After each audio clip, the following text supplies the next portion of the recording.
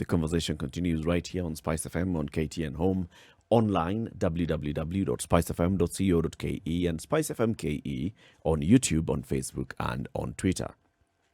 This is every weekday morning, 6 a.m. to 10 a.m. The hosts are Eric Latif, Ndu Oko, and C.T. Muga. We are having a conversation about the rot that is in Kenya's parliament. This is because of a call that we received yesterday after our interview with the CS for the National Treasury, Okuri Atani. We got called by the Kisumu East MP, Shakeel Shabbir. He told us, well, a number of the things that the CS is saying that have happened in terms of like tabling reports into parliament, some of these reports are not sent. In terms of like the dead register is not sent. We keep raising these questions and we don't get them. And then when it comes to voting, why is it that the MPs will then vote for what has been presented by the National Treasury without proper compliance? And the MP told us, there are some things that happen there. There's even bribery that takes place. So we have invited him and we asked him to come so that we can have this conversation with him this morning so that we can now discuss this with him. Mheshimiwa Shakeel Shabbir, thank you very much for joining us. Welcome to the situation. Thank you very much. I'm sorry I'm late. I got messed up on the Mombasa road and we overshot. So I had to come back by border. A great system, the border. Yes. Yes. If we can just have them fine-tuned. If they can behave. Actually, Yes. they have Well. revolutionized transportation in this They have country. totally. You take you from one spot to another True. and without any hesitation. Paul Sana, we're glad that No, you thank are you able so to much. make it. I did get up very early, but that's the way it is. I'm sorry. It glad is you're what here. it is. All right, Mheshimiwa. So we already started having this conversation and we're asking ourselves, yours was not the first time when we've heard of this underhand deals that take place in Parliament in terms of being influenced to make certain decisions in certain ways. And we ask ourselves, so when people come to a ballot every 5 years, they elect a member of Parliament to go and represent them in the National Assembly or a senator to go and represent them in the Senate. And then you hear some of the decisions that have been made are not always to the best interest of that Mwananchi, but to the interest of the individual member who takes some inducement. Where do we go wrong? But just give us this. You started by telling us that this happens quite often Yes, in terms you of see being induced. You see, when I first stood for Parliament, even as the mayor of the city of Kisumu, I had these visions that we are going to go into making change. But once you get into this particular institutions, sometimes your priority changes. I think what really bothers me, and others like us. I want to first introduce myself as the member of APNAC, the African Parliamentarians Against Corruption. We are a African body and a global body, and I am the chair of the Kenya APNAC, and the global one. I'm on the board. The idea really is that as leaders, we are meant to have certain integrity, certain values, certain image. And the image of Parliament, image of limit, has eroded over time. I mean, I remember when I came in 2007, Parliament was very changed from what it is right now. And I've felt it in this 13 years now, actually, 13 years, that our values have changed. Our price, the price we put on ourselves, let's put it that way, has changed. It was very difficult to go and influence a member of Parliament, maybe in 2007, maybe it was even more difficult earlier. But I think the Parliament has been taken, over this time, has been taken hostage by the legislature, by the executive.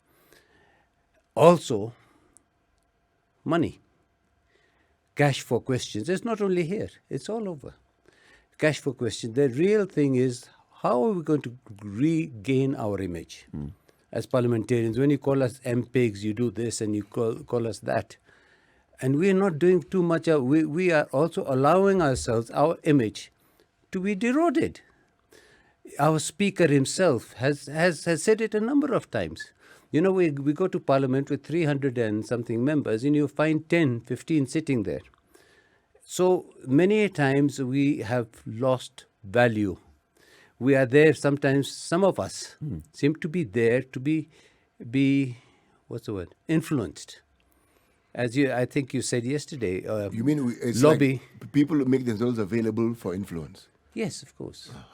You see, in the US, there's lobbying. In the United Kingdom, there's probably lobbying. And I think you said too that maybe you should make that legal so that everybody knows. The thing is integrity.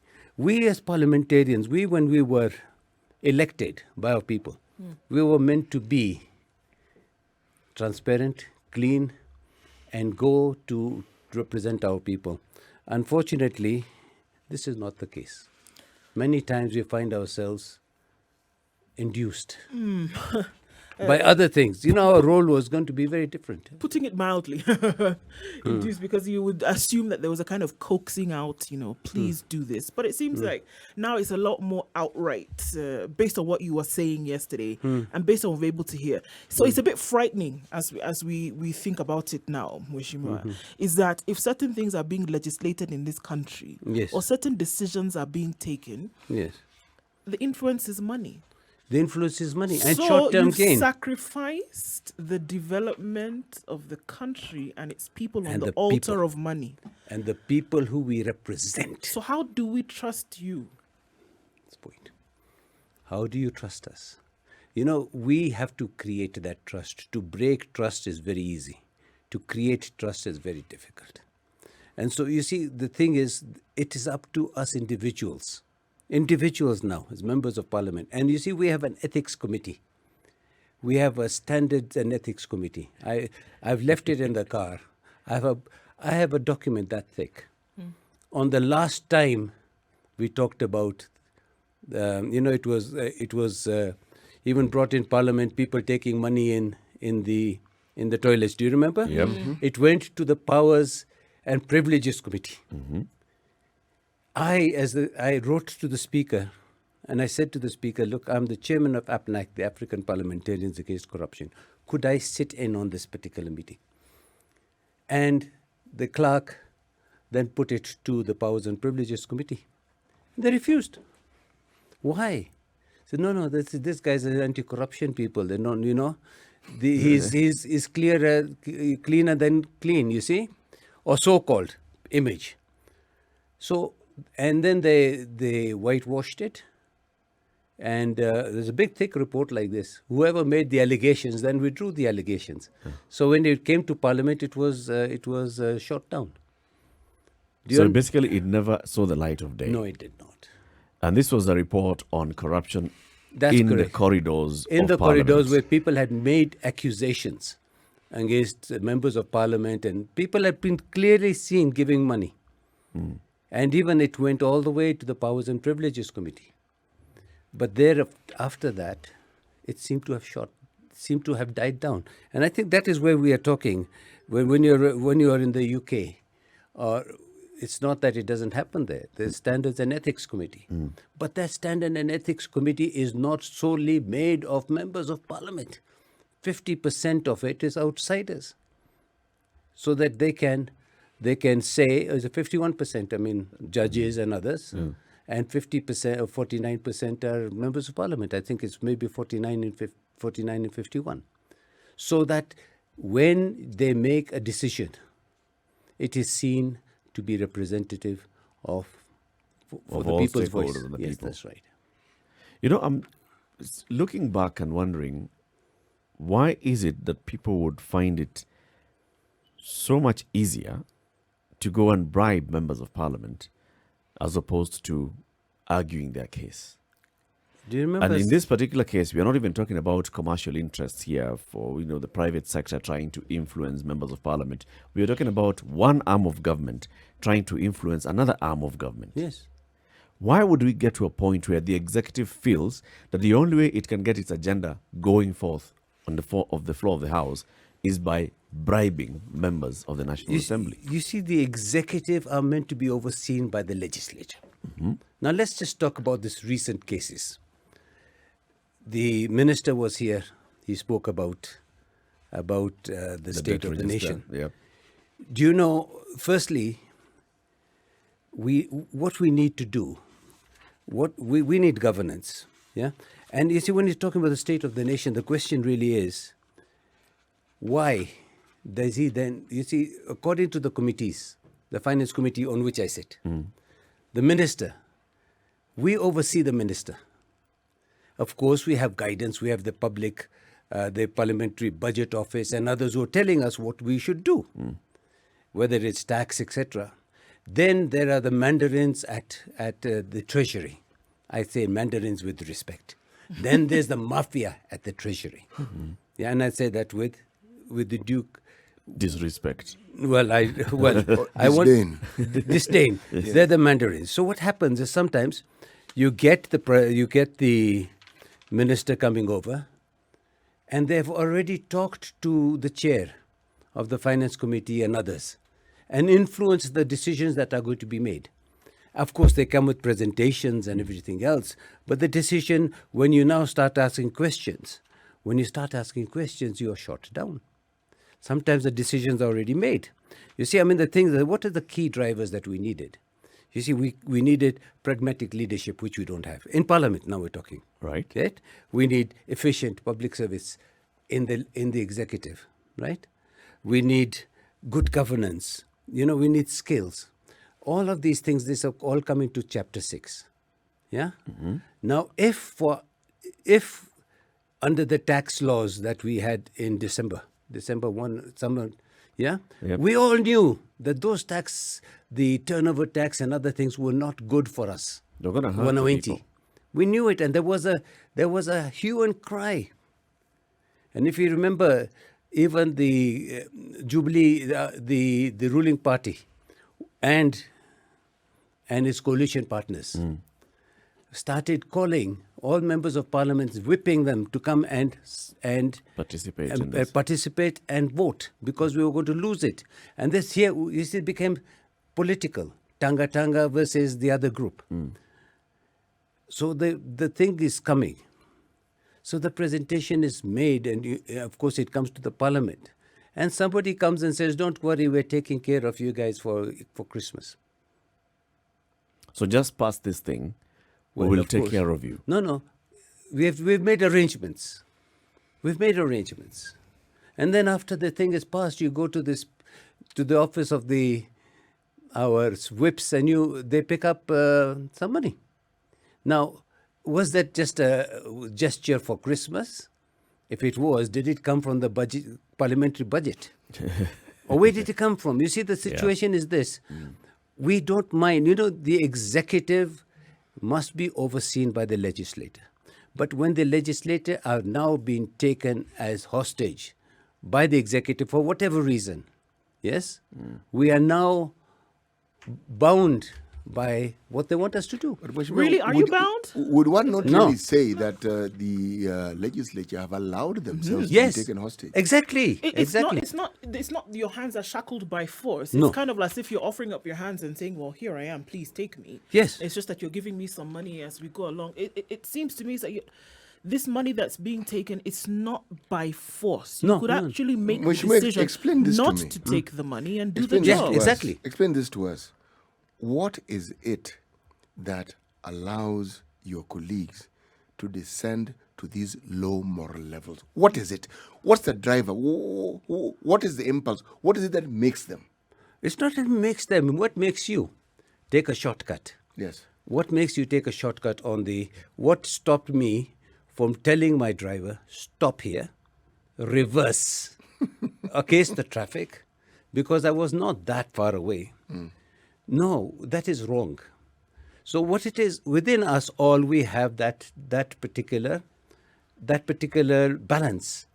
When the balance is gone, because the way everything is going in this country, we don't have values. We're losing our values. We're losing the respect and the ethics of, say, the parliament. I've been to certain parliaments where people respect just the parliamentarian for the person he is, and he gets paid very little money. And I think that is what I'm saying. I mean, APNEC, for argument's sake, I mean, in the 11th, in the 207 parliament, or the 10th parliament, people were coming and signing for each other. And I decided myself to go and sit there and see who's signing for who. And I started telling, oh no, you can't sign for this guy. I was nearly beaten up. And I was called by the speaker and I was told, what are you doing? Because these people asking, are you the prefect? See, Why were but- they signing for others?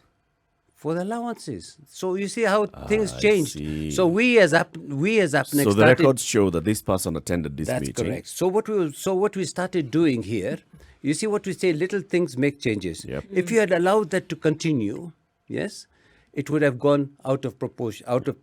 Now then when we brought the electronic card, then we brought the fingerprint, right? Now it's biometric. biometric. Biometric. And you know that little thing that we made, a little difference that we made.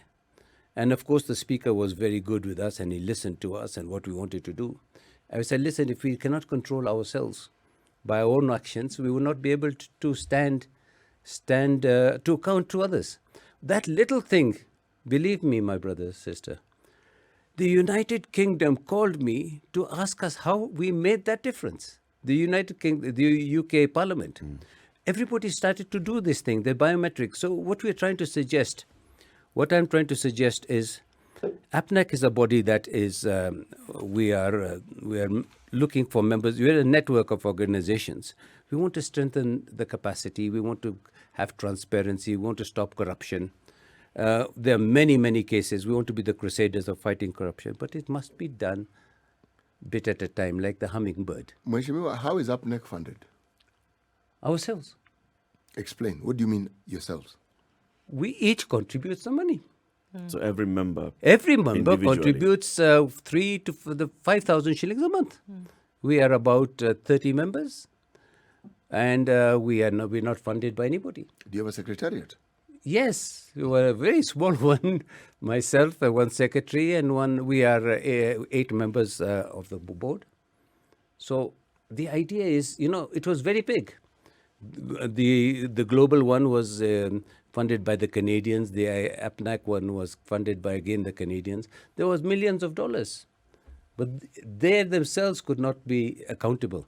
So we as APNEC Kenya, we are funding ourselves.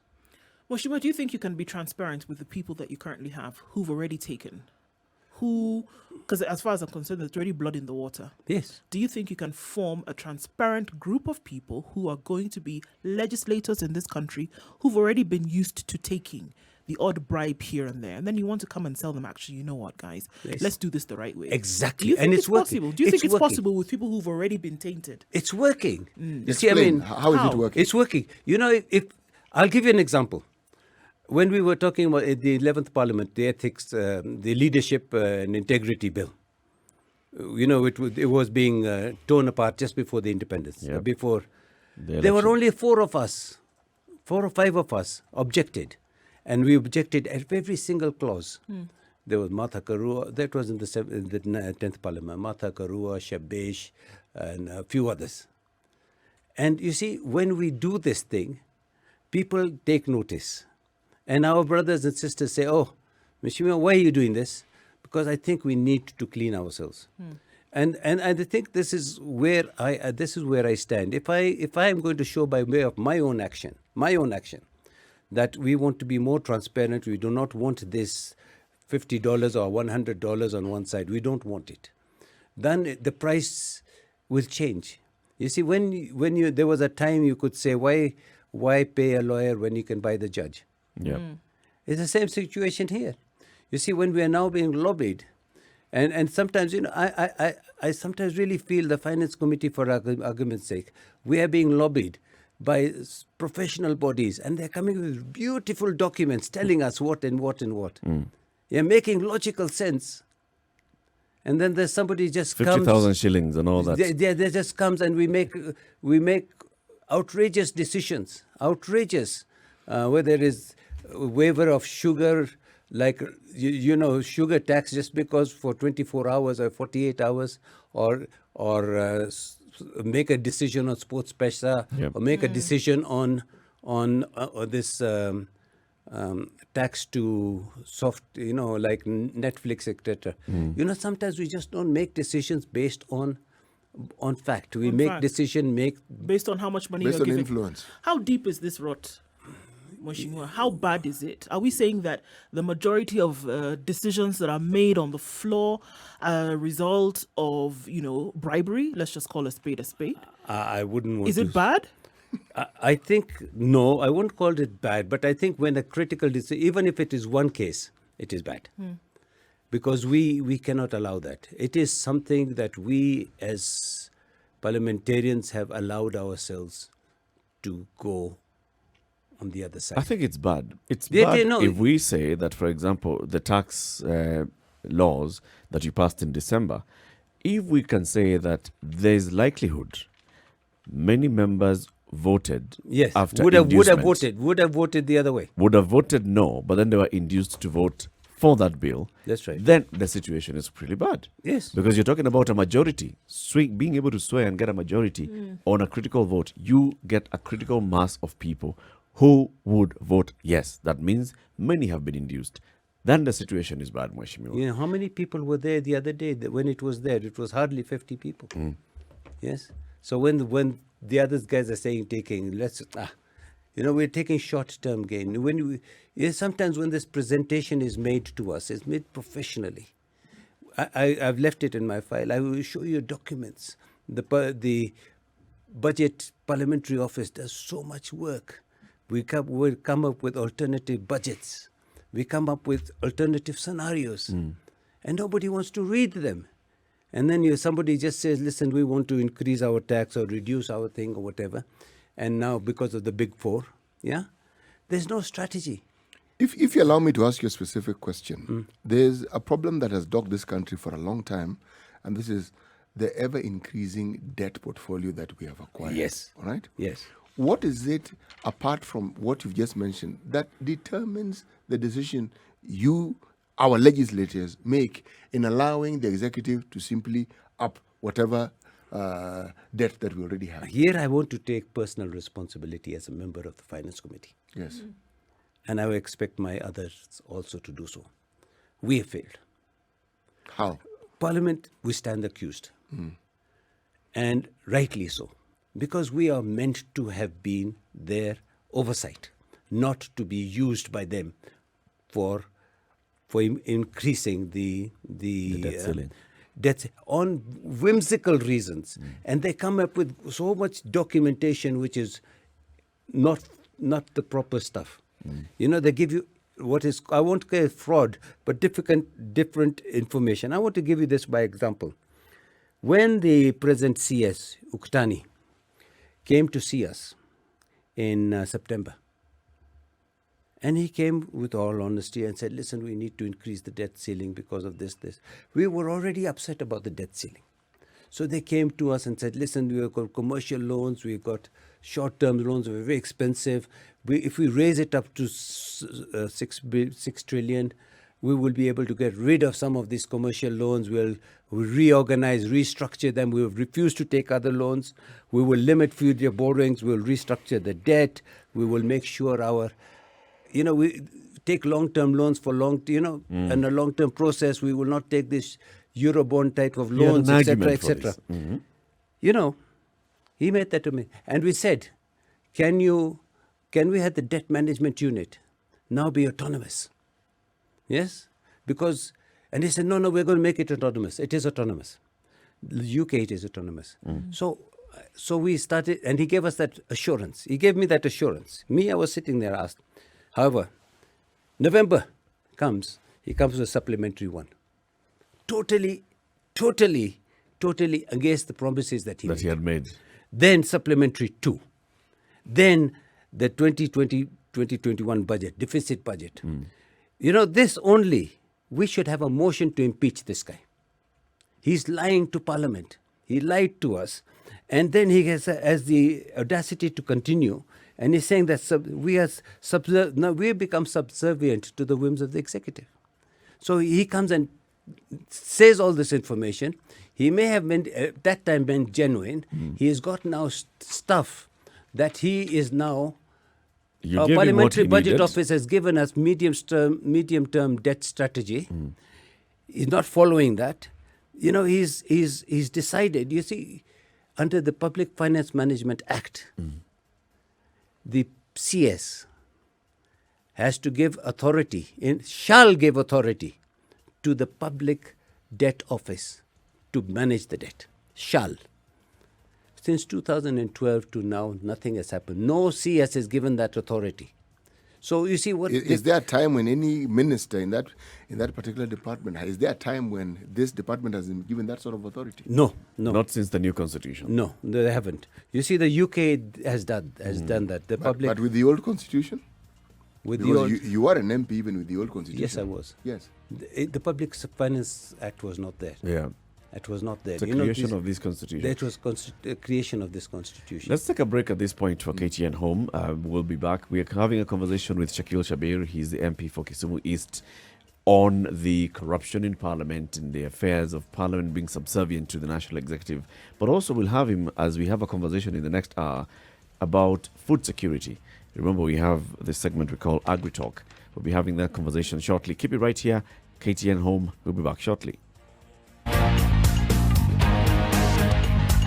This is the Situation Room, the only way to start your day. Spice up your life. 87.9 Spice FM, Mombasa. Okay, so His own voters. So we are back, and we still have Mheshimiwa Shakeel Shabbir in the house. So you're saying that, for example, the CS for the National Treasury came in his argument for raising the debt ceiling. He made some very compelling arguments, and you gave him conditional authority to do Condition. this. Among them was, of course, to establish and give independence to the Parliament, to the debt office, the debt management office, and others.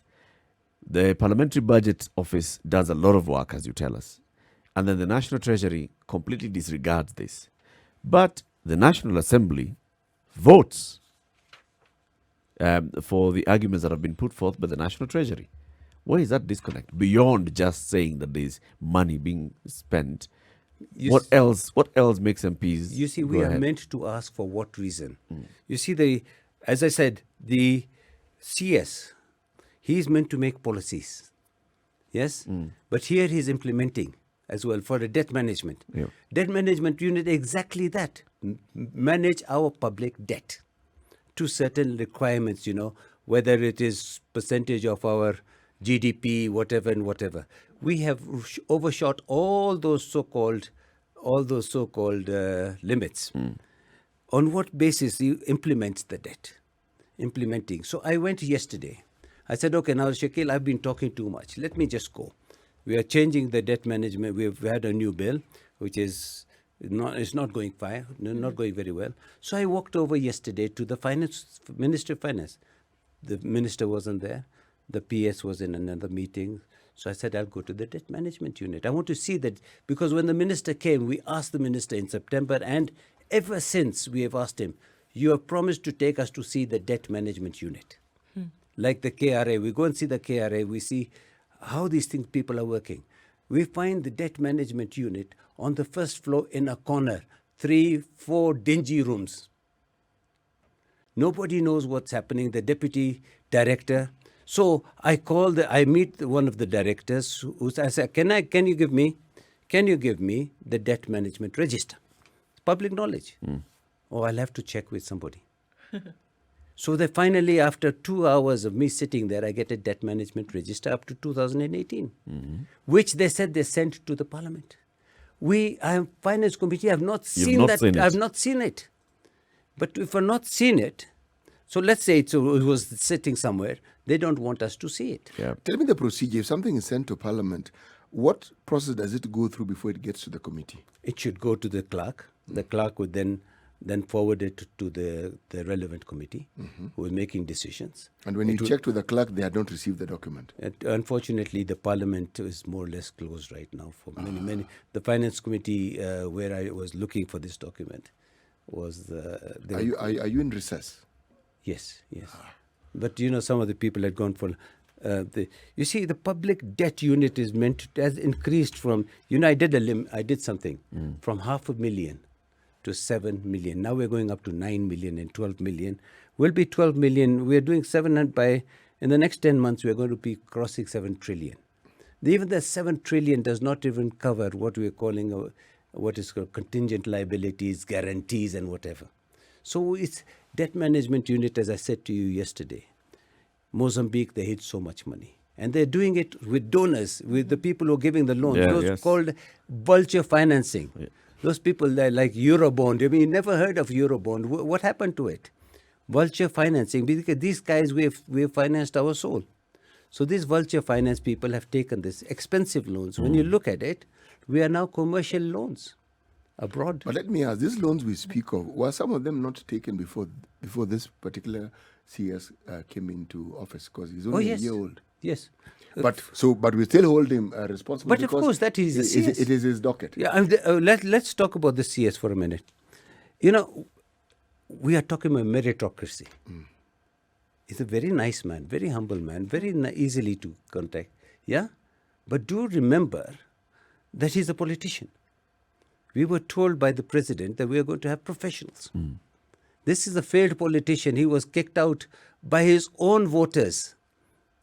He was a governor. But not being voted in, does it make you a failed politician? No. Let's say that he did not make it. Okay. So, what is you see, what will drive this gentleman to make sure that he's now going to concentrate on the country? Yeah? And he's a great man. I like him. I do like him. I'm just saying that meritocracy should start even with him. And he made us those promises.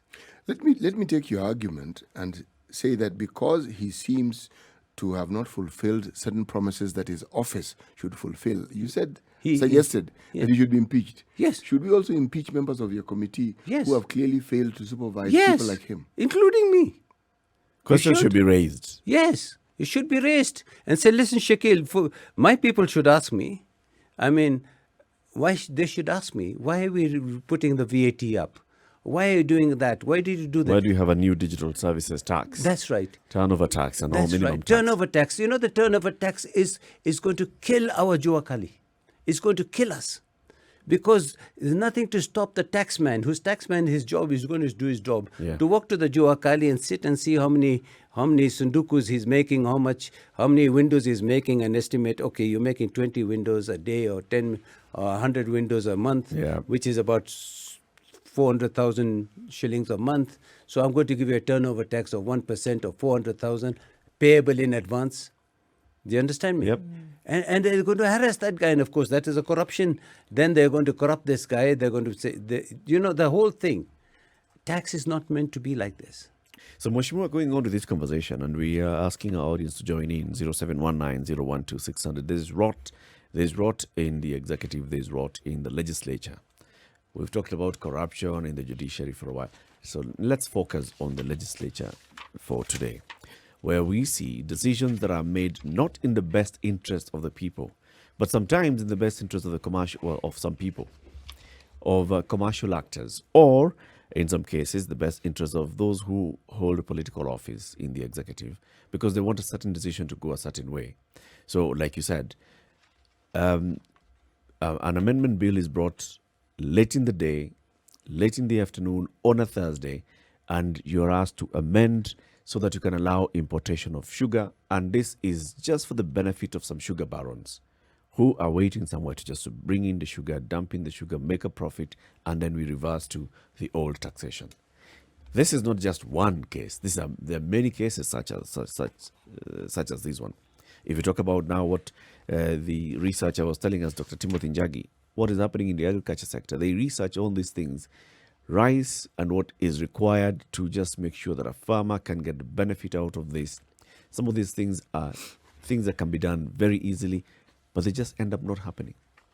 It takes so long for regulations on the warehouse receipt system to go through Parliament.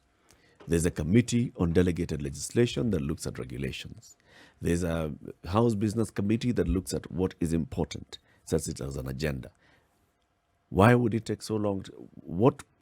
It's just mind-boggling. It is mind-boggling, but it's a good thing we have Mheshimiwa with us here. And he has actually put a very lively spotlight on some of these issues that we have discussed at great length here. But the thing that concerns me, yes, we can bring the argument down to human nature, but I would like to look at a different argument. because this thing plays in my mind and we discuss it all the time.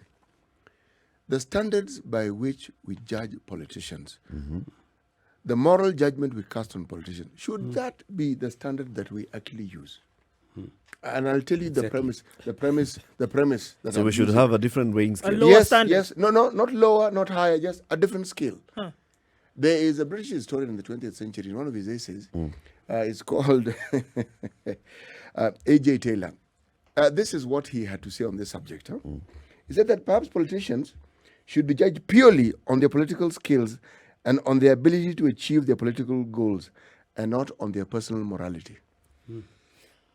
You see, not on the personal morality. No, leave personal On the morality political Because that- skills aside. That is already a qualification for being a politician. Yes, you have no moral Low- standards. low morality. No, none. So remember, when they say all is fair in love and in war, okay? And that all these things with politicians, there's no right and wrong, okay? There are no permanent enemies. You know, all these terms refer to politicians. Yeah. So where is the space where morality comes in? So leave the morality equation out of the discussion altogether. Ask yourself, is this a good or bad politician? Is this a successful politician? Like our colleague here this morning would qualify. 3-term MP. And one time independent. Yes, and one-term independent. Independent. In against the background of a ODM region zone. that is predominantly ODM. You see, I want to take that. Yes. Let's start on the positive. Yeah, on the positive element here, and let's use myself as an example. I have others. I don't want to take others because they might be upset about it. Here, if you see my color, if you see my background, other than what's inside here, I'm more Luo than you might be. Yeah. But do you understand? No. Do you understand that in Luo Nyanza, in Kisumu, which is the heartland of Luo land, Kondele, which is the heartland of all this, which is my constituency, they said the Luos they're not tolerant of people. They're not tolerant among their own clans. Here they have voted me 2 times as mayor and 3 times as a member of parliament. And one time, because ODM withdrew, didn't give me my certificate as an independent. What is the positive that you're learning from here? The positive is the people of Kisumu East and Nyanza as a whole, I hope, are no longer captive to an ideal that is a cake. They want to see meritocracy, perhaps. They want to see a change. I mean, I'm there as an example. The late Jerry Rawlings said this to me. And he said to me, Shakeel, your pass mark must be 95% because you're not. They've left their own brothers, sisters, mothers, etc. And that's the sort of thing we want to say. So that's firstly, meritocracy is necessary. Of course, the politicians are not known to keep their words, no matter who they are. And I'm probably one of them. But the fact of the issue is somewhere along the line, there must be some sort of integrity. There's some consistency. Consistency. Yes. Integrity must be in the soul. It's governed by the way you are. Somebody said, good manners are taught to you by a mother. Now, That you was must. Sifuna. Sifuna. Yes. So if there are certain values that you want to adhere to in national interest rather than public interest, you must do that. I want to share this one thought with you. When I became the mayor of Kisumu, I just came from a bank. And I was paying good money, but I just came from a bank. And I went into the city hall and it was atrocious. I mean, smell of bats, etc. The first thing I did, I looked at a flag which was torn. And how much is the flag? 250 bob. Go and buy it. Here, take it out. Go and buy it. And this is just the county flag. That is just me. Just me. The municipal Yes. flag. Now we are going down the road, if you know Kisumu, and there is no right turn at the end of City Hall. You turn left. My driver turned right. And I said to him, what are you doing, my brother? He said, but you're the father of the city. I said, exactly. Turn left. Do you understand me? So that is what is the moral standards. If we release that moral standard, if the CS is going down the road, President, I will allow. The CS is going down the road Using and the they're wrong side of the overlapping. road and overlapping. Not only CSs, now there are PSs, there are even drivers of No, PSs. now we have MPs with strobe lights in their vehicles. So you And have this what- huge, gigantic motor vehicle, and then you've put some strobe lights there Yes, on right. the grill, And they're they constantly use on. this thing to point at somebody. Strobe lights are those disco lights. Those Yes, disco lights, the blue ones and for red, cars, yes. Yes. flashing at you, and you're wondering. So this one, surely you are not a police vehicle, clearly. And then you see a Mheshimiwa sitting there with 4 phones at the back, and you're wondering. So You what see, the hell? I'm saying integrity is what you do when you're not seen. I mean, I'm not saying that I'm great, but I mean, the other day, I was with Alfred Mutua somewhere, and he was telling, he's a great man. He has great visions, and he was saying, if I travel business class, because I'm the chief executive of whatever, they shouldn't. It's something I will do. I have no problem. I said to him, you know something? I travel economy. And I want to say this to you guys. Not 4 weeks ago, maybe 3 months or 2 months ago, when the president came to Kisumu, I was seeing him off at the airport. And my driver said, the British High Commissioner has just got in. Huh?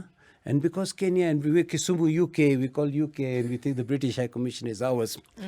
So I followed the British High Commissioner going past the security. They know me. So we made toot. I said, oh, please let me go. Yes? And I passed a lady. She was taking her shoes off and everything. I went past. I was looking. Where's the British High Commissioner? There was a guy saying, oh, you just passed her. I said, where? The lady Yeah. taking off her shoes. Yes. She took off her shoes. She put everything inside. And I came back. Going through the Mheshimiwa, security had you check. taken off your shoes? No, that's what I'm telling you. He told them I'm I- a Mheshimiwa. No, I No, said I let me went pass. toot, with all my thing. No. Do you understand me? That's Yes, Kisumu. yes, That's yes, Kisumu. So I would have done it here, but Kisumu we don't. So, and that's also being spoilt. That's right. That is the point I No, was getting I was at. getting it. The So- impunity of leadership. Yes. Okay. So the example was I went there, and I got Your Excellency, you can't do this. We want to take her to VIP. She sort of came slowly, and passed her through the second chair, and we sat down, and she said, "Oh, I haven't checked in." So please, my bodyguard will go and check you in. And he came back and he says, Mheshimiwa, I think you talked to the Kenya Airways to upgrade her because she's business, it's economy. And she heard me. And she said, no way, this is against our policy. Right. You know, I She's take my flying hat off to economy. that lady. Right. Now, if our MCA, not talking about an MCA, former MCA, would he do that? No. That is integrity of what you're not seen. I mean, I want to highlight that. I have seen many other cases, and that is what I want to try and do myself. So And I that think is what chapter 6 actually had in mind. You know, That such is- kind of things. Are you a person with personal integrity? exactly. Do you have that integrity yourself? When you talk about it, leadership and integrity, that is the integrity bit, that's it. I was Then in the, you're able then to demonstrate your leadership. I was on the Constitution Committee. Yes. From 1997, my wife was on the other side, I was on the other side. But I spent time writing the Constitution. I was there. And I remember Chapter 6. And I remember certain others. Chapter 6 was meant to be one of the best chapters in the world. And then it came But to we Parliament. then we came to Parliament. This is why I was saying 5 or 6 of us were stopping every little small thing. And we were being outvoted, but people saw.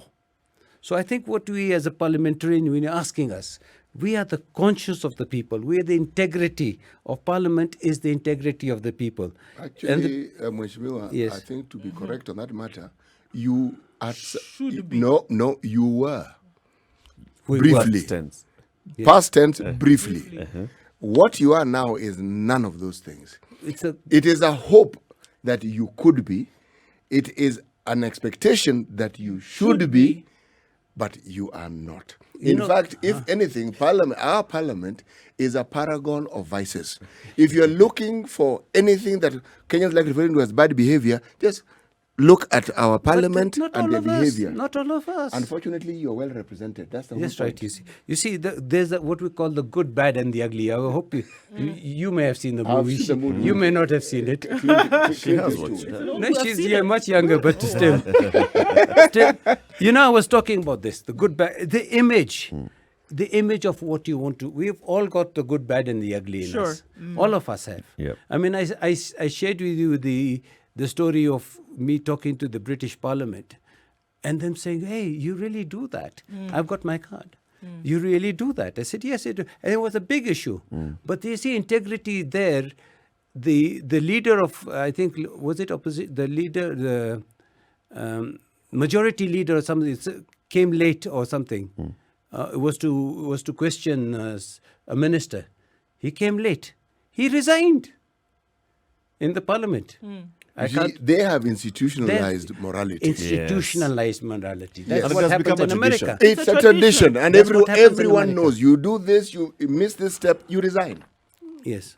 It's If a there's even a tradition. suggestion, if there's even a suggestion that something has gone wrong, there is a suggestion. resign. It's not been proved. They've not even started investigating. They've not even asked questions. Somebody somewhere said something. Somebody resigns. You don't even step aside, you resign. You resign completely. You That- go home and you say, I don't even want the stain. That was chapter 6. I don't even want the stain That was on the me. intention of chapter 6 until judiciary and legislature and executive bumped in. That was it. If there is a stain, you will resign and step aside. My friend, he said, I would rather die than resign. But he did have to go because he didn't resign. His people kicked him out. So what I'm trying to say is this. We have gone to that situation and we must get out of it. And the president has the ability.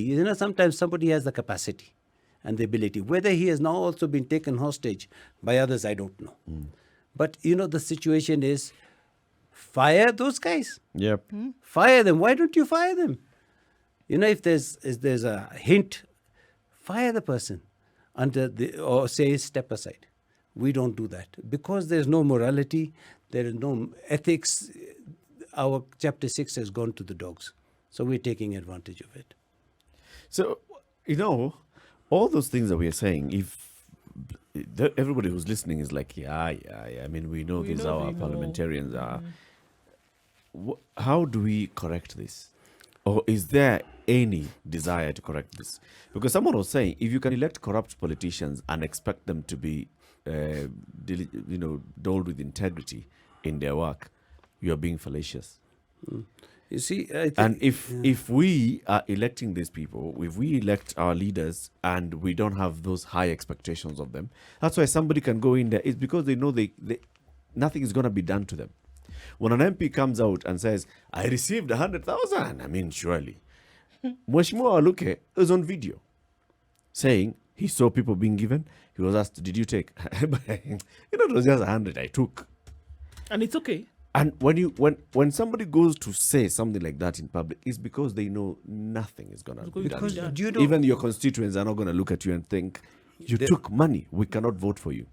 In fact, the So the odd thing problem was starts if you with- didn't take, you'd be asked, you're why didn't you an take? idiot Yes. because you're Fred Kubai. Right now, all these things that you're telling us, I bet you very many members, not just members of parliament, but very many people in the public do not believe what you're saying. That you didn't take money. Actually, I've already had a missed call from an MP Someone asking me what I'm doing What here. is it? What's You wrong? see, what I'm trying to tell you is this. Yep.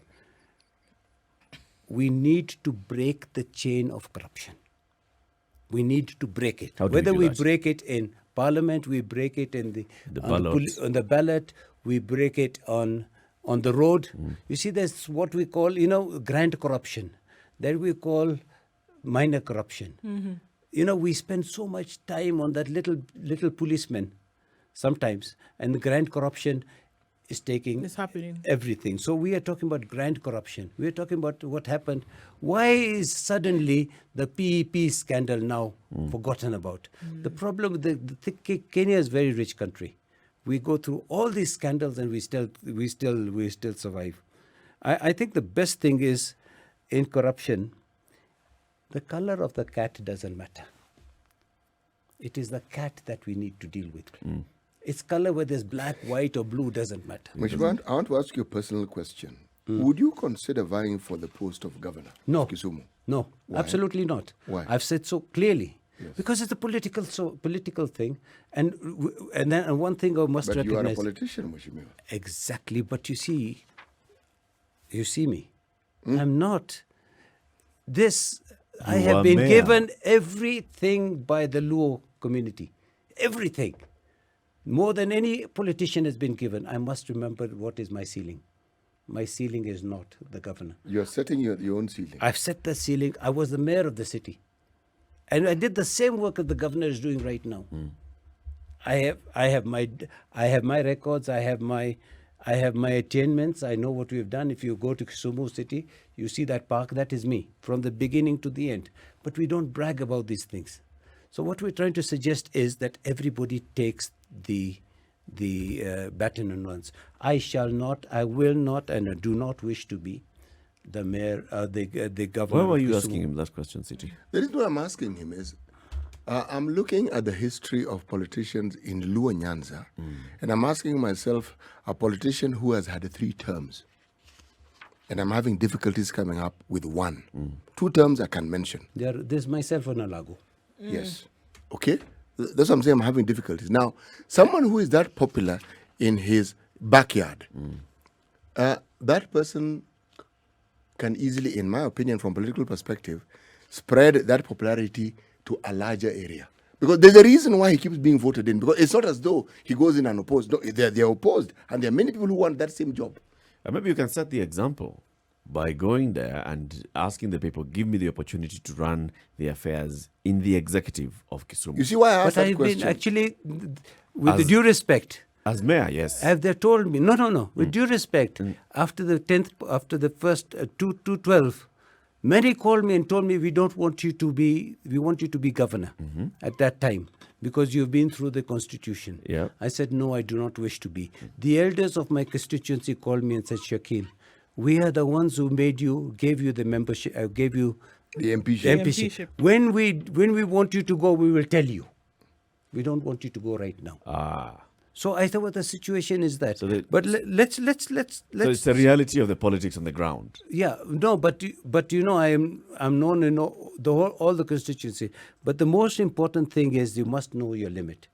Yes, and my limit and the way I would like to do things is to do something for Kisumu as a whole, Kisumu County as a whole. So going away from what I'm trying to suggest here is I think there are not only me, there are many others who can make a difference. Many others. Do you? And I'm gonna just reading something that I said by someone called an author, Octavia Butler, and she said, "Choose your leaders with wisdom and forethought. To be led by a coward is to be controlled by all that the coward fears. To be led by a fool is to be led by the opportunists who control the fool. To be led by a thief is to offer up your most precious treasures to be stolen. To be led by a liar is to ask to be told lies.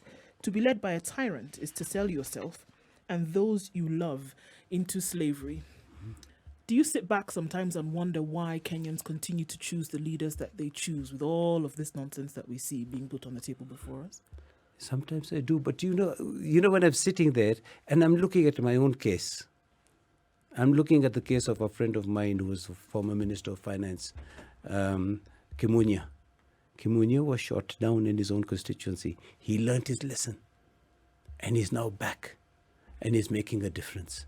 On my own case, I think that lady, that woman in my constituency, the uneducated old man in my constituency, he is making a different decision.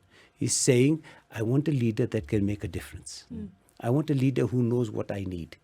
Yes? So rather than I'll take 50 bob from this guy and vote for him, or 100 bob from this guy and vote for him. There was, in 2007, there was a word called Gonya. You may not understand it, but you understand. They all do. You know Gonya. Set me free. Set me free. Now Gonya became such a popular word in Kisumu. It was not true. I couldn't go anywhere without hearing the word Gonya. You know, if you ask me how much I spent for my election, you might be shocked. Not more than 5 million shillings, including everything else. Compared to 20, 30 million.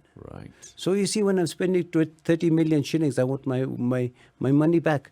One of the problems with MPs and leaders is, and executive, why should a member of parliament go and sit in the office of the chief executive of a parastatal for a tender?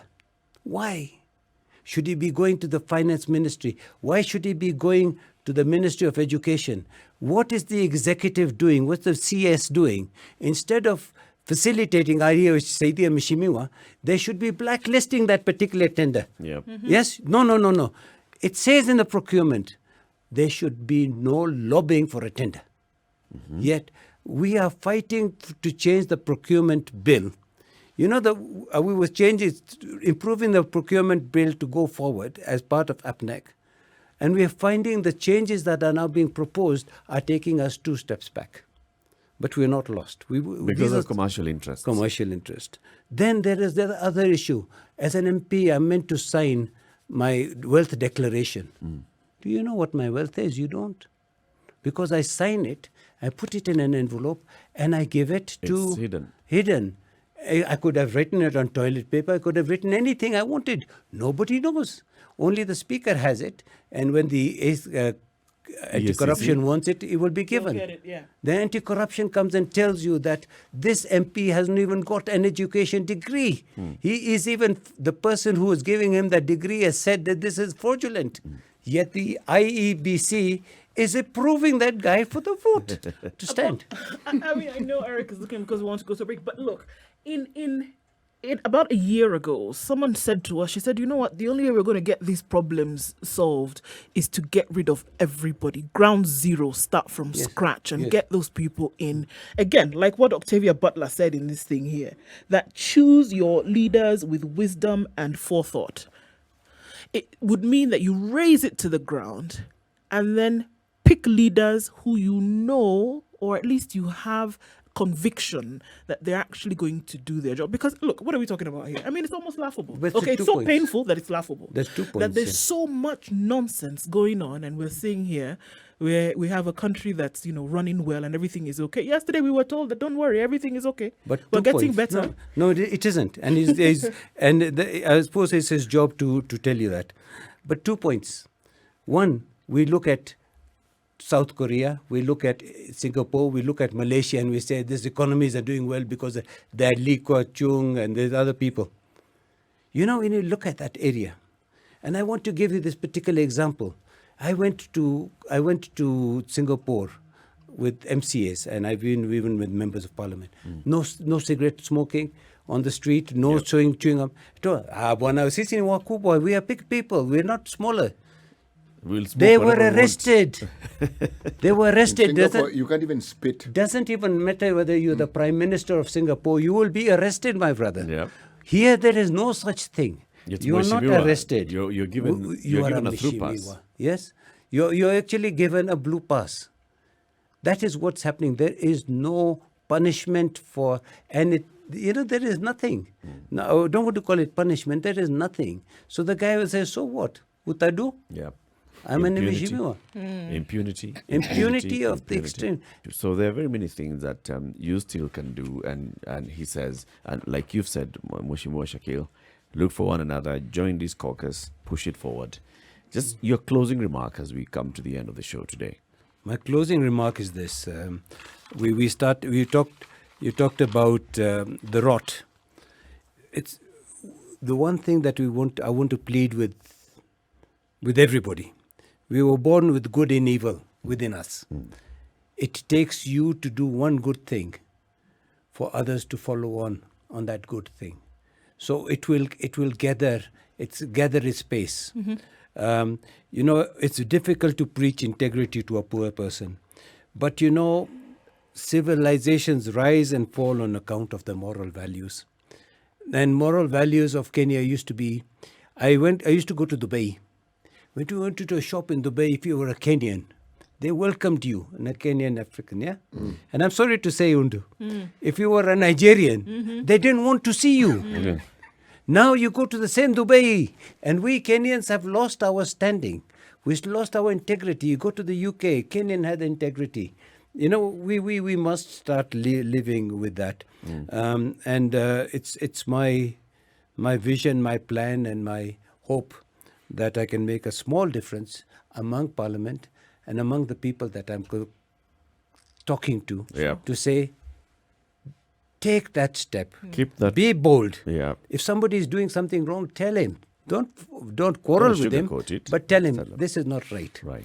Because he will remember that and he will tell these children. Encouraging Thank to have you. you in the show. Thank you. Asante sana Mheshimiwa Shakeel Shabbir. And on that journey of, doing the right thing and encouraging people to do the right thing, you've got friends in us. Thank you very much. And we'll have you again in the show.